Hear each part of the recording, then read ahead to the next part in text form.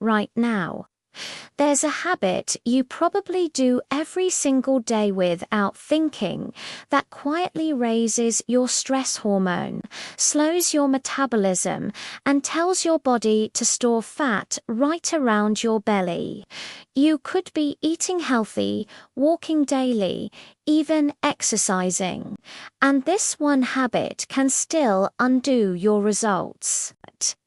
Most people never suspect it, but once you see it, you'll never look at your daily routine the same way again.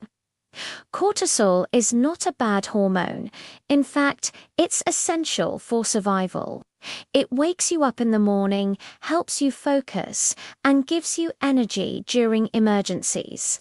Thousands of years ago, cortisol saved human lives. But the problem isn't cortisol itself. The problem is chronic cortisol, the kind that stays elevated for hours, days, even years. Your body was never designed for constant stress. It was designed for short bursts of danger, followed by recovery. Run from a threat. Cortisol rises. Threat gone. Cortisol falls.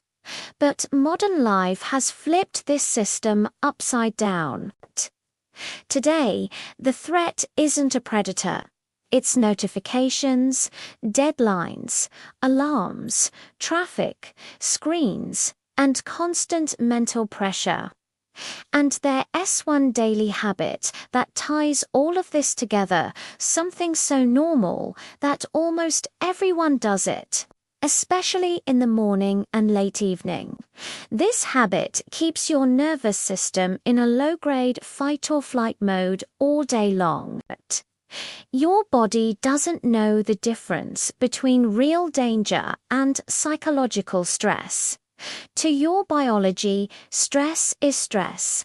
And when cortisol stays high, your body makes a very specific decision. Store fat, especially around the abdomen. Why the belly? Because visceral fat has more cortisol receptors than any other fat tissue.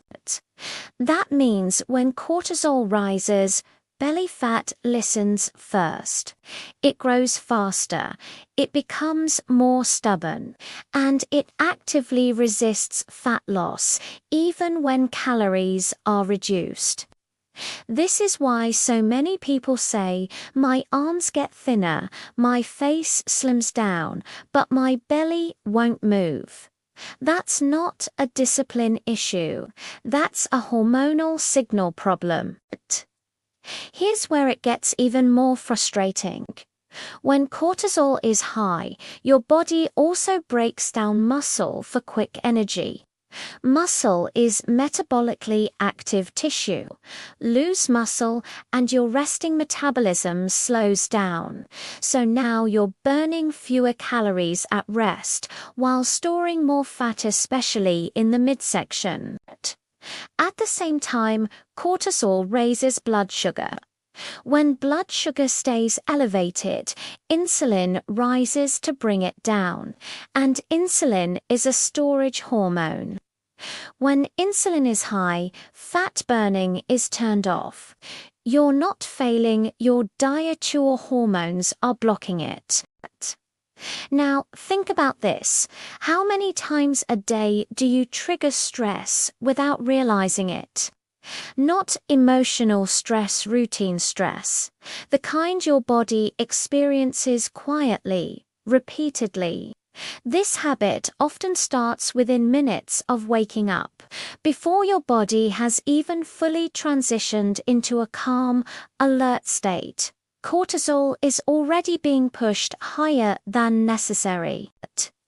Then it continues throughout the day in small spikes that never allow your nervous system to fully relax. Over time, your body adapts to this as a new normal. High cortisol becomes your baseline. And when cortisol becomes baseline, belly fat becomes insurance. Your body thinks you're under constant threat, And in times of threat, the body does not prioritize aesthetics, weight loss, or health goals. It prioritizes survival. This is why eat less and move more often fails. You can't out-diet a stressed nervous system. You can't out-exercise a hormone imbalance driven by daily habits.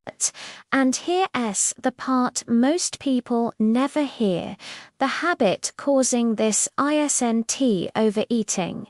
It isn't sugar, it isn't laziness. It's something you likely believe is harmless, even productive. That hidden daily habit is constant screen-driven urgency, especially the way most people start and end their day with their phone. Checking your phone immediately after waking up, scrolling messages, emails, news, social media, jumping straight into information, comparison, deadlines, and alerts before your body has even regulated itself for the day. To your brain, this is not neutral. It's a threat signal. The moment you expose your brain to rapid information, bright light, emotional content, and decision-making pressure, your nervous system flips into alert mode. Cortisol rises instantly, not because something bad happened, but because your brain thinks something might happen and needs to be ready. This is called anticipatory stress. Your body releases cortisol not only when danger occurs, but when it expects danger, conflict, or demand. Modern screens create that expectation constantly, messages that need replies. News that creates fear, social content that triggers comparison, work emails that imply urgency. Now, here's the critical part. Cortisol is supposed to peak naturally in the morning, then gradually fall throughout the day. But when you spike it artificially right after waking up, you overshoot that natural rhythm. Instead of a smooth curve, you get a sharp spike and then repeated spikes all day long. Your body never gets the signal that it's safe. The first and most powerful shift is how you start your morning. The first 30 to 60 minutes after waking set your hormonal tone for the entire day. When you delay screens during this window, cortisol rises naturally instead of aggressively. Your nervous system wakes up smoothly instead of being shocked into alert mode. Instead of reaching for your phone, expose your eyes to natural light. Even a few minutes near a window or outside tells your brain it's daytime. This anchors your circadian rhythm and helps cortisol peak appropriately, then fall later. Gentle movement in the morning also sends a powerful signal of safety. A short walk, light stretching, or even slow breathing lowers stress hormones while improving insulin sensitivity. You're telling your body, we're active, but we're not under threat. Next comes how you manage micro-stress throughout the day. Most cortisol spikes aren't caused by big events. They're caused by constant small interruptions. Notifications, multitasking, switching attention rapidly. Each one is a mini stress signal. Batching screen time helps more than people expect. Checking messages at specific times instead of constantly allows cortisol to settle between tasks. Your body finally gets moments of calm instead of continuous stimulation. Breathing is another underrated tool. Slow, deep breaths, especially with longer exhales, activate the parasympathetic nervous system. This is the rest and digest state where fat burning is allowed to happen. You can't burn fat efficiently when your body thinks it's in danger. Food timing also matters. Eating regular, balanced meals stabilizes blood sugar and prevents cortisol-driven cravings. Skipping meals while stressed tells your body that resources are scarce, which increases fat storages, especially in the belly. Protein, fiber, and healthy fats work together to keep cortisol and insulin stable. This isn't about perfection, it's about consistency. Sleep might be the most important lever of all. Deep sleep is when cortisol resets.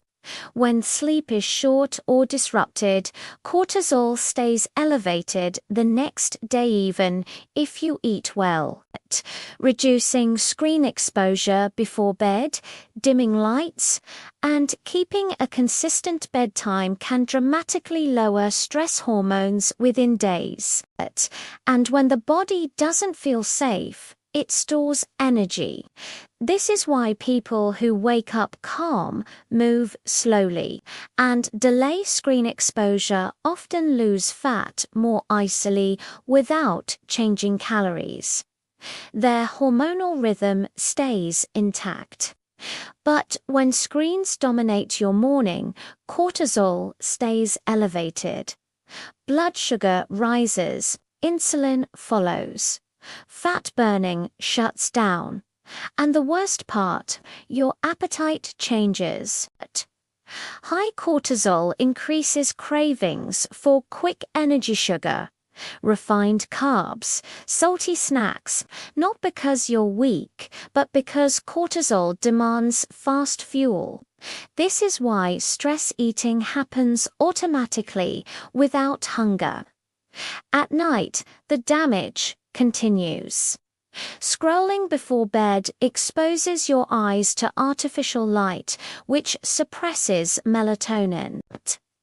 Poor melatonin means poor sleep. Poor sleep means higher cortisol the next day, and sleep deprivation makes cortisol stay elevated even longer. This creates a vicious loop. High stress gives poor sleep gives higher cortisol gives belly fat storage, belly fat gives more inflammation gives even higher cortisol, and the cycle repeats. Now, let's talk about why belly fat is especially sensitive to this. Visceral fat, the deep fat around your organs, acts like a hormone organ itself. When cortisol is high, visceral fat grows, and when visceral fat grows, it releases inflammatory chemicals that further stress the body. So belly fat isn't just a result of stress, becomes a source of stress. This is why people feel stuck. They diet harder, exercise more, sleep less, scroll more, and unknowingly push cortisol even higher. What's shocking is how fast this habit can reprogram your body. Studies show that even short periods of repeated stress signals can shift fat storage patterns within weeks, not years. Weeks. And here's what most people don't realize: you can be calm emotionally and still be stressed hormones.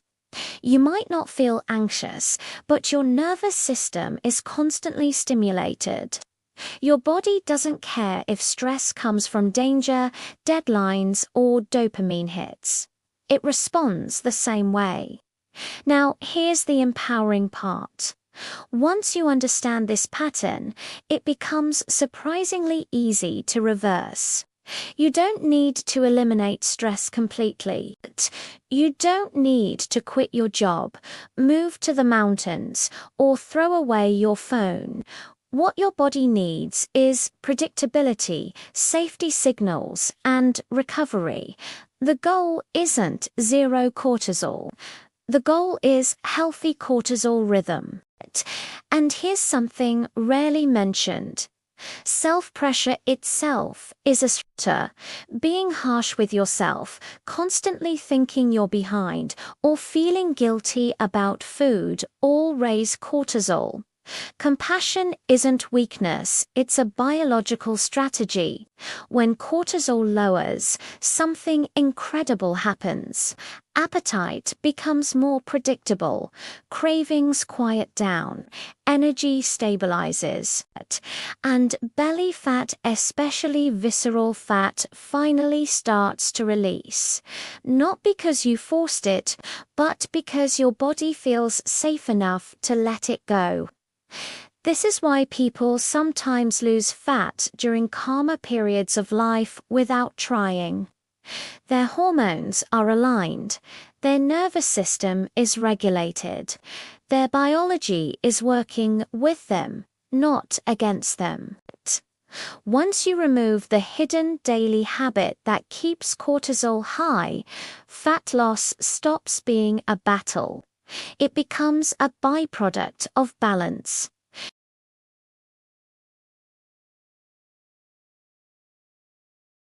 Your body already knows how to be lean. You just have to stop telling it that danger is everywhere. So now you know the real truth. Belly fat isn't just about food, calories, or exercise. It's about the signals your body receives every single day when your nervous system is constantly pushed into alert mode. Your body does exactly what it's designed to do in times of stress, protects you by storing fat. That hidden daily habit, the constant screen-driven urgency, doesn't look dangerous on the surface. But biologically, it keeps cortisol elevated, disrupts sleep, fuels cravings, and locks fat around the belly. Not because you're doing something wrong, but because your body thinks it's under threat. The moment you start sending your body different signals, calm mornings, fewer interruptions, better sleep, steady meals, everything begins to change. Hormones rebalance, appetite settles, energy returns, and fat loss, especially stubborn belly fat, finally becomes possible again. This isn't about being perfect, it's about awareness. Small changes done consistently create massive biological shifts over time. You don't need extreme diets, punishing workouts, or endless willpower. You need rhythm, safety, and recovery. When your body feels safe, it lets go of excess fat. When cortisol comes down, balance comes back. And when balance returns, results follow naturally. Stop fighting your body. Start listening to it. Because once stress stops driving the system, fat no longer needs to stay.